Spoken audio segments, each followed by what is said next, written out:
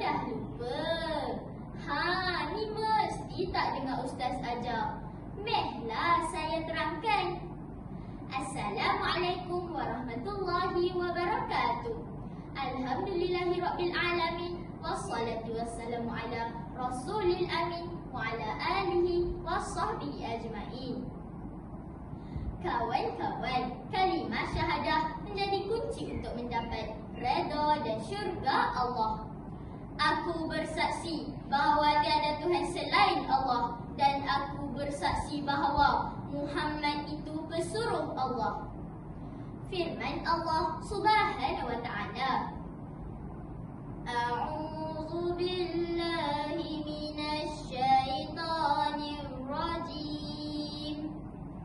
Fa'lam annahu la ilaha illallah. Maksudnya, maka ketahuilah bahawa tidak ada Tuhan yang berhak disembah melainkan Allah. Surah Muhammad ayat ke-19. Ayat di atas jelas menunjukkan kepada kita bahawa seseorang itu wajib menyembah Allah dan tidak syirik kepadanya. Allah lah tempat pergantungan kita, dan kepada Allah jualah kita akan kembali.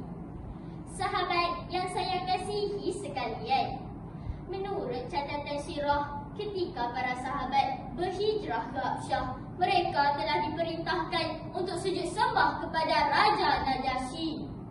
Namun, dengan lantang Ja'far bin Abi Talib membantah dan bersuara, kami tidak sujud melainkan kepada Allah.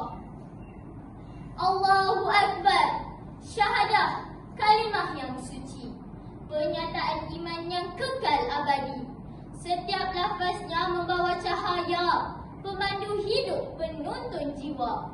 Dengan syahadah kita bersaksi, tunduk padanya penuh kasih sejati. Namun, alangkah sedihnya kita pada hari ini. Gejala murtad makin berleluasa. Pemikiran liberal kian parah, dan ada yang berani mencabar hukum Allah.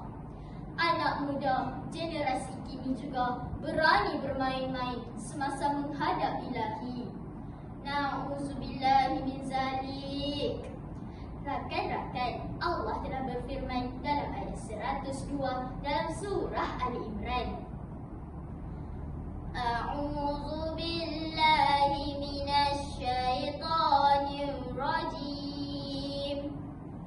Ya ayyuhallazina amanu taqullaha haqqa tuqatih wa la tamutunna illa wa antum muslimun.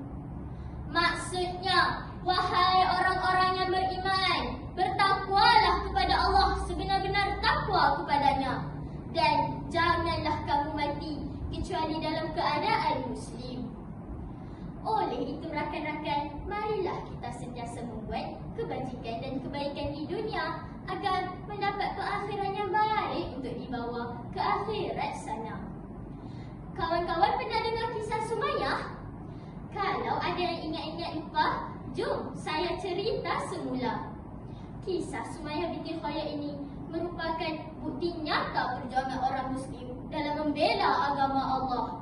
Kisah keluarga Yasir dan Sumayyah ini yang diseksa, disulap dan dipaksa untuk memilih antara iman atau kufur, mati atau hidup.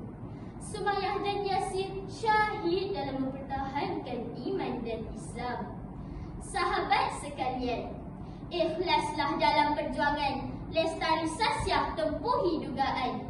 Redha Allah jadi sandaran, akidah mantap mengukuh keimanan. Sekian, wabillahi taufiq wal hidayah.